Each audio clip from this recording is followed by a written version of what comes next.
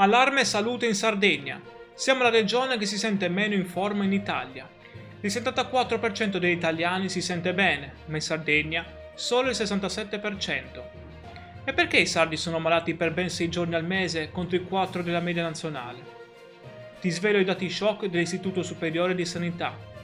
Il problema non è solo fisico, ma soprattutto psichico. Io sono Matteo e ti ringrazio per essere qui, sull'Isola Informa.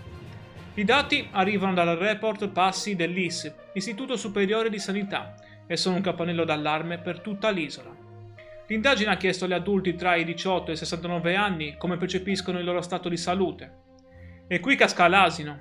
Solo 2 sardi su 3 si sentono bene, contro quasi 3 su 4 nel resto d'Italia. Ma il dato più preoccupante è quantitativo. In media un sardo vive 6,3 giorni al mese in cattiva salute. Ascolta bene, 6,3 giorni, contro una media nazionale di soli 4,7 giorni. Vuol dire quasi 2 giorni interi in più di malessere ogni mese. E non è solo la schiena che ci fa male. Quando si analizzano i giorni di malessere, la salute fisica in Sardegna è a 3,3 giorni contro il 2,4.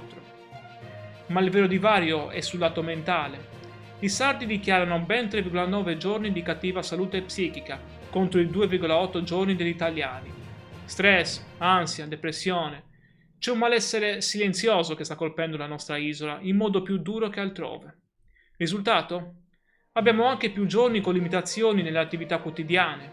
Siamo più stanchi, più preoccupati e limitati nella vita di tutti i giorni. Questo report dell'ISS ci costringe a guardare oltre le solite emergenze. Il divario è enorme, soprattutto sulla salute mentale. Secondo te, questo maggiore malessere psichico in Sardegna è legato alla disoccupazione giovanile, al problema dei trasporti e dell'isolamento, o è un problema di accesso e qualità dei servizi sanitari dedicati al benessere mentale nell'isola? Io credo che sia un po' tutto collegato.